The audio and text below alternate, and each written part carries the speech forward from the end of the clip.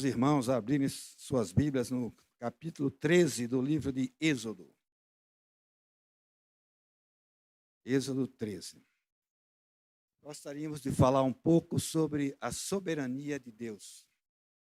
Essa soberania de Deus, ela se manifesta de várias maneiras na vida do seu povo, na vida da igreja e na nossa vida pessoal. Essa soberania, Deus é tão grande que ele criou um mundo tão perfeito, né? E se a gente olhar para o corpo humano, é uma coisa perfeita, né? E a gente vai desgastando com o tempo por causa do pecado do homem. Mas Deus quis restaurar o homem. Ele podia ter dito assim: não, Deus, o homem pecou porque quis, agora é problema dele. Mas não, ele planejou a restauração do homem. E por isso, nós devemos ser gratos a Deus. Gratidão é um sentimento difícil de brotar no coração do homem. Tudo que os outros fazem por nós, nós achamos normalmente que é obrigação. Mas você já pensou se vocês que são pais, são mães, alguém dissesse para você assim: olha, seu filho, nós vamos oferecer em sacrifício vivo, porque os seus pais, os seus irmãos, os seus sobrinhos pecaram. Você ia perguntar assim: por quê? Porque o meu filho. E Deus só tinha um filho. E ele ofereceu na cruz do Calvário, porque ele é soberano. E nós devemos ser gratos por isso, porque nós somos resgatados para a vida eterna. E nós temos que pensar que não é apenas ter a vida eterna, mas nós temos que ter o reino de Deus em nós, desde o momento que nós aceitamos Cristo como Salvador. E para isso é preciso que nós entendamos Jesus, compreender o sacrifício de Jesus, compreender a vida dele. E ao longo da história do povo de Deus, muitas vezes a gente tem dificuldade, né, de entender o porquê Deus fez a coisa daquele jeito. Quando ele quebra a rotina, ele faz coisas de forma diferente. Um cego ele cura imediatamente, outro ele unta os olhos e manda mergulhar num tanque. Por quê? Porque não fez tudo igual. Porque não podemos colocar Deus dentro de uma caixinha. Ele é diferente e atua a cada momento de uma maneira diferente. Mas sempre soberano. Sempre colocando tudo sob seu controle. E submeter-se a essa soberania muitas vezes é difícil. Nós temos dificuldades. Primeiro, porque às vezes a gente não entende o que Deus quer. Às vezes nós estamos passando por uma tribulação. Às vezes um desejo que não foi satisfeito. Alguns anos depois é que nós vamos reconhecer: puxa, se tivesse acontecido na minha vida aquilo que eu tanto queria, aquilo que me decepcionou tanto no momento, seria triste. Não seria aquilo melhor para a minha vida. Outras vezes, nós não entendemos porque a nossa fé é pequena. Às vezes, nossa fé não é grande o suficiente. E então, em outras vezes, a gente acha que pode controlar o nosso destino. Eu vou fazer isso, eu vou fazer aquilo, faço meus planos. Mas os planos de Deus, muitas vezes, são diferentes, tanto para nós, como pessoas, como para a sua igreja.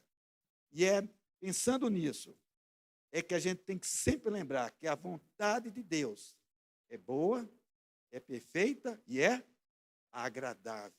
Nós não podemos nunca esquecer isso. E em tudo devemos o quê? Dar graças. Quer bebamos, quer comamos, devemos dar graças a Deus. Então é importante a gente ter essas noções antes de ler esse texto que eu quero começar agora. Êxodo capítulo 13, nós vamos começar do versículo 18 e vamos até o capítulo 14, versículo 15. Êxodo 13. Porém, Deus fez o povo rodear pelo caminho do deserto, perto do Mar Vermelho, regimentados, subiram os filhos de Israel ao Egito.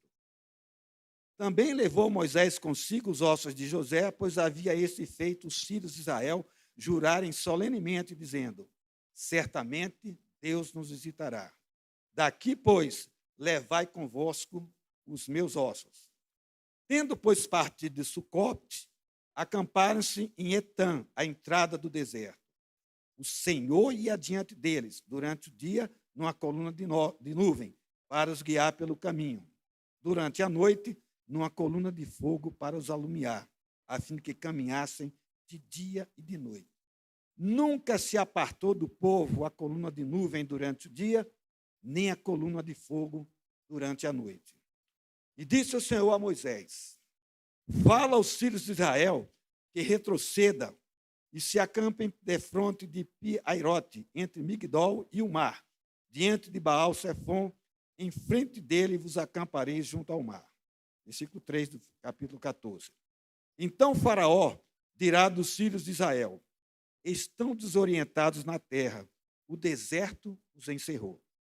Endurecerei o coração de Faraó, para que os persiga, e serei glorificado em Faraó e em todo o seu exército. E saberão os egípcios que eu sou o Senhor. E eles assim o fizeram. Sendo, pois, anunciado ao rei do Egito que o povo fugia, mudou-se o coração de Faraó e dos seus oficiais contra o povo e disseram: que é isto que fizemos, permitindo que Israel nos deixasse de servir? E aprontou Faraó o seu carro e tomou consigo o seu povo. E tomou também 600 carros escolhidos de todos os carros do Egito, com capitães sobre todos eles. Porque o Senhor endureceu o coração de Faraó, rei do Egito, para que perseguisse os filhos de Israel. Porém, os filhos de Israel saíram afoitamente. Perseguiram os egípcios, todos os cavalos e carros de Faraó, e os seus cavalarianos, e o seu exército, e os alcançaram acampados junto ao mar, perto de Piti-Airote, perto de Baal-Sefom. E chegando Faraó, os filhos de Israel levantaram os olhos, e eis que os egípcios vinham através deles, e temeram muito. Então os filhos de Israel clamaram ao Senhor, e disseram a Moisés: será que por não haver sepulcros no Egito, que nos tirasse de lá, para que morramos nesse deserto? Por que nos trataste assim, fazendo-nos sair do Egito? Não é isso que te dissemos no Egito: deixa-nos para que sirvamos os egípcios? Pois melhor nos fora servir aos egípcios do que morrermos no deserto. Moisés, porém, respondeu ao povo: não temais, aquietai-vos e vede o livramento do Senhor, que hoje vos fará. Porque os egípcios que hoje vedes, nunca mais os tornareis a ver. O Senhor pelejará por vós, e não vos calareis. E disse o Senhor a Moisés: por que clamas a mim? Dize aos filhos de Israel que marchem. É interessante esse texto, uma história muito conhecida, né? Que é o êxodo, a partida do povo de Israel saindo da escravidão do Egito. E nesses versículos 21 e 22, nós podemos ler que havia uma coluna de nuvem e havia uma coluna de fogo que acompanhava dia e noite o povo de Israel.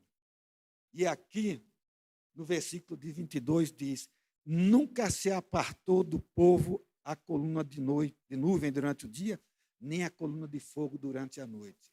Então, Deus nunca se aparta do seu povo.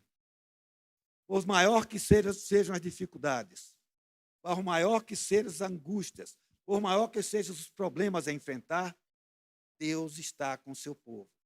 Nós não temos hoje a coluna de fogo, nem a coluna de nuvem, mas temos o quê? O Espírito Santo de Deus que habita em nós.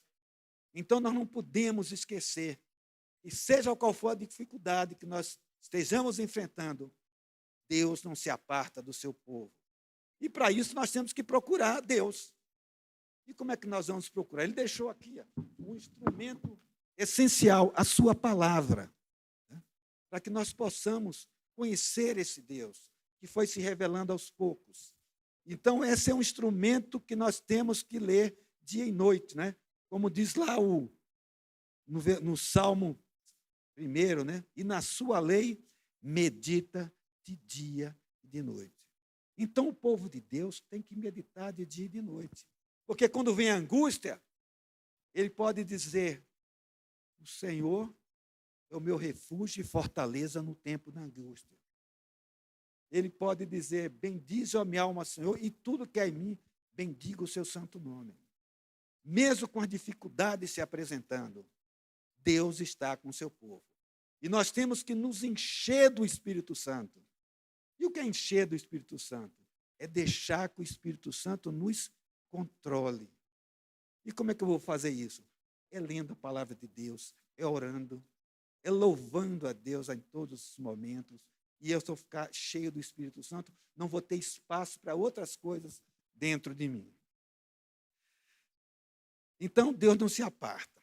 E o povo de Deus, nessa sua caminhada, lendo o versículo 1 e 2, disse assim: disse o Senhor a Moisés: fala aos filhos de Israel que retroceda e se acampe defronte de Piairote, entre Migdol e o mar, diante de Baal-Sefom, em frente dele vos acamparei junto ao mar. Então o faraó dirá dos filhos de Israel: estão desorientados na terra, o deserto os encerrou. Aqui daquilo que eu já comentei, irmãos, Deus não tem padrão. O padrão dele é não ter padrão, porque para cada caso é um caso, e Deus tem uma criatividade imensa, como ele criou a terra, né? E ele está sempre procurando e fazendo coisas diferentes. Então o povo estava saindo, fugindo, na direção leste e sudeste. De repente, Deus diz assim: vai para o sul. É como voltar, né?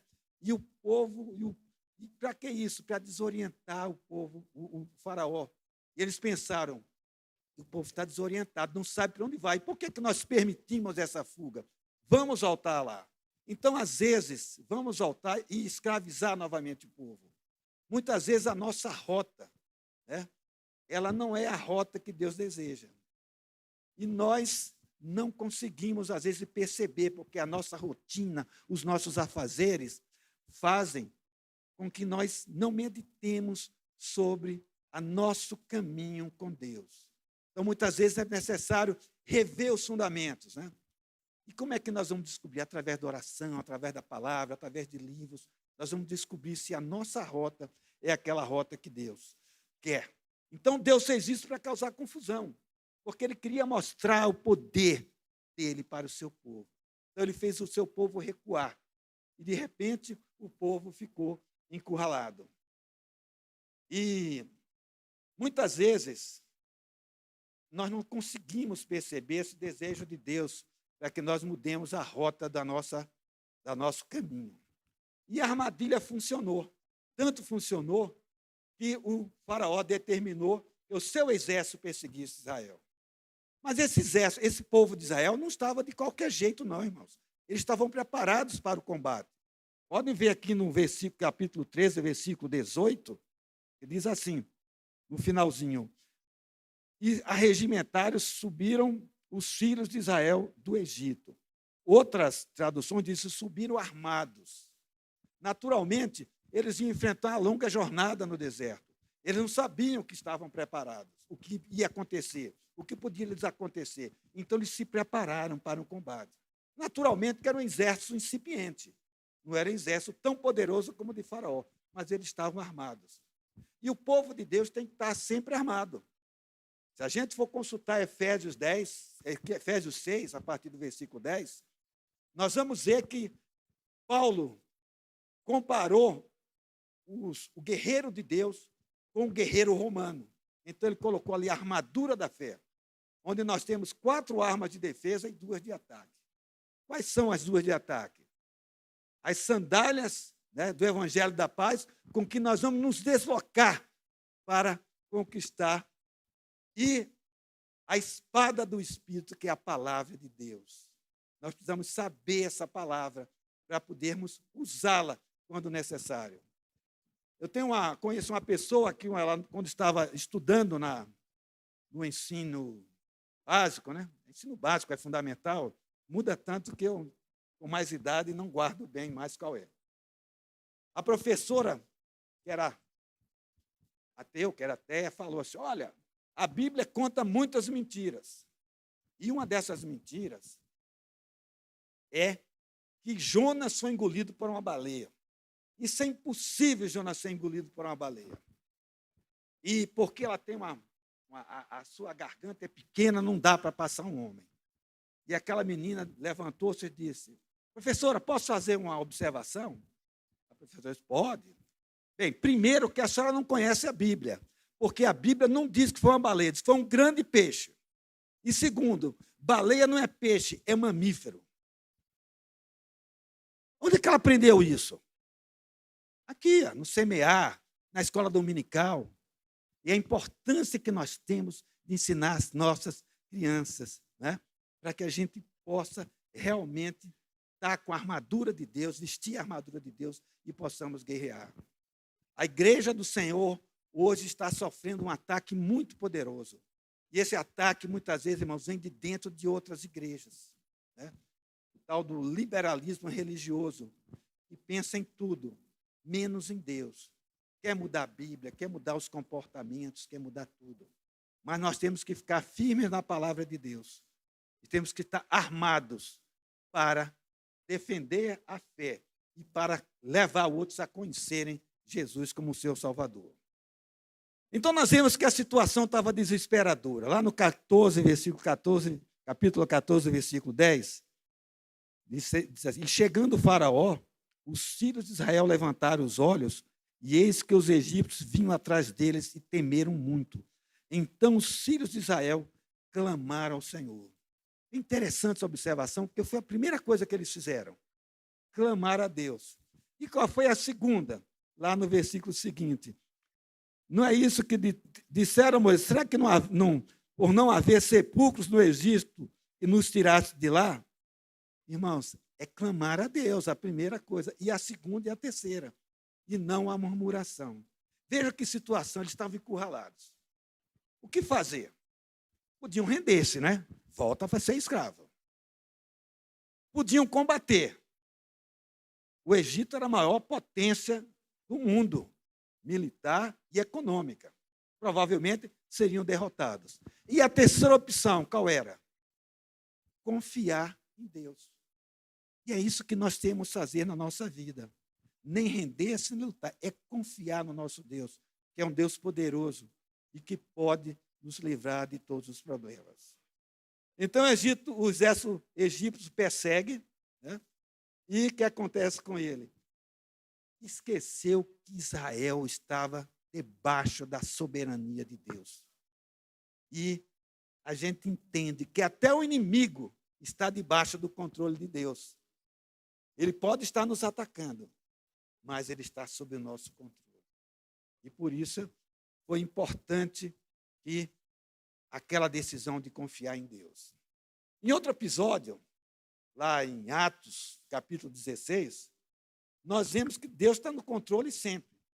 Lembra quando Paulo e Silas foram presos, açoitados com vara, fazendo vergas, feridas nas costas. Quem já foi educado com sandália havaiana sabe como dói, né? Uma chinelada dessa. Agora você imagine a vara, né? Cortando as costas do povo. E aí aquele povo, aqueles dois homens, foi jogado lá no fundo de uma masmorra. Quem já conheceu um forte aí, desses construídos pelos portugueses, sabe que a masmorra é o pior lugar que tem. Escuro, úmido, fétido. E o que fazem esses dois homens? Em vez de ficarem dizendo, ai, não, eles começaram a cantar, começaram a orar.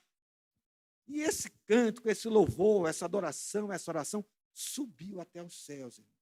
E aí houve um terremoto seletivo, né? Porque quando a gente ouve falar em terremoto, cai parede, gente fica soterrada. Esse terremoto só abriu as portas da prisão e libertou os homens das suas algemas. E, de repente, o carcereiro, ao ver aquilo, ele quis tirar a sua própria vida. E Paulo disse, calma, todos nós estamos aqui.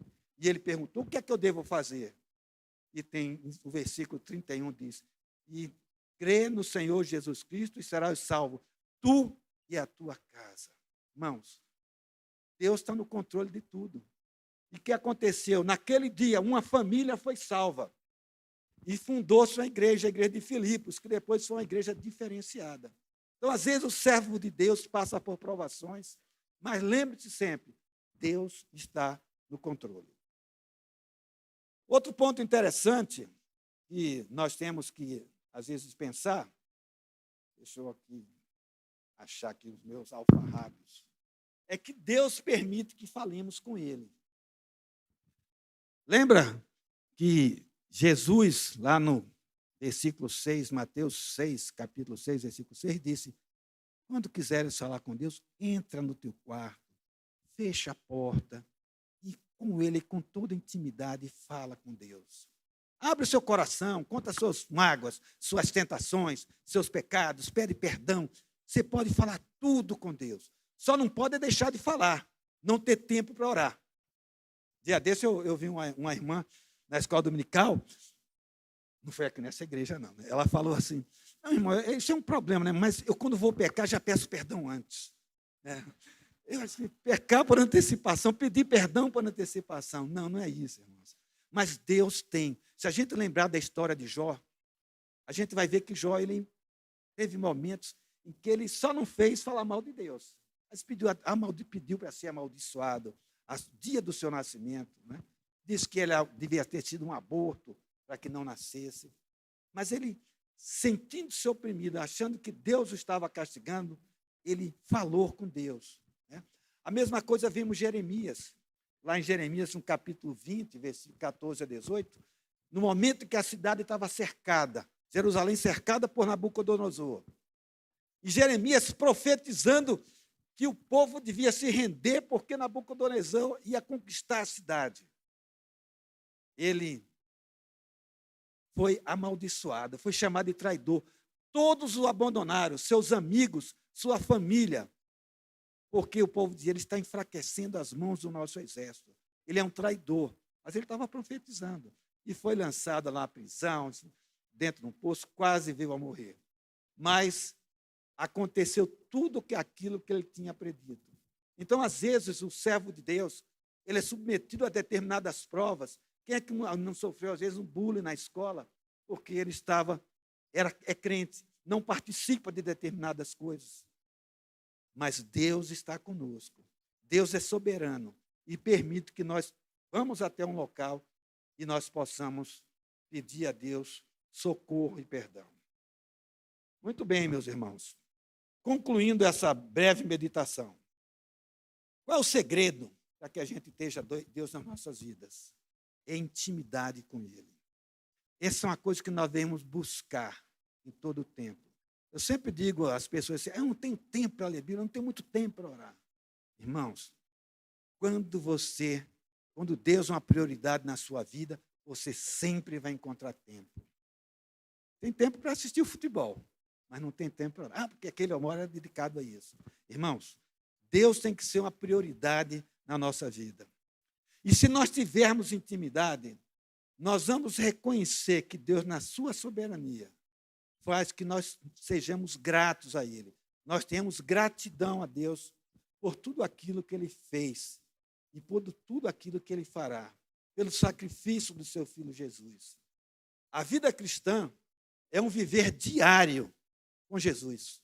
Todo dia eu tenho que estar com Jesus. Né? Quando eu amo uma pessoa, eu não quero estar todos os dias com ela.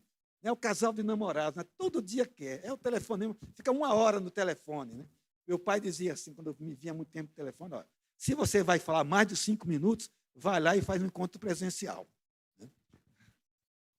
Então, a gente tem que procurar Deus a todo momento. Então, viver diário.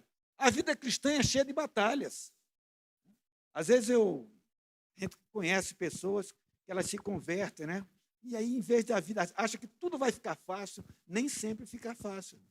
Porque às vezes começa a ter problema no trabalho, começa a ter problema em casa, começa a ter problema com os amigos, mas é uma batalha diária. Mas saibam que Deus está conosco. No versículo 15, 13 a 15 do capítulo 14, vamos ler novamente. Moisés, porém, respondeu ao povo: não temais, aquietai-vos e vede o livramento do Senhor, que hoje vos fará. Porque os egípcios que hoje vedes, nunca mais os tornareis a ver. O Senhor pelejará por vós, e vós vos calareis. Disse o Senhor a Moisés: por que clama a mim? Dize aos filhos de Israel que marchem. Porque vocês ficam, às vezes, reclamando. Marchem, sigam em frente, porque Deus está conosco.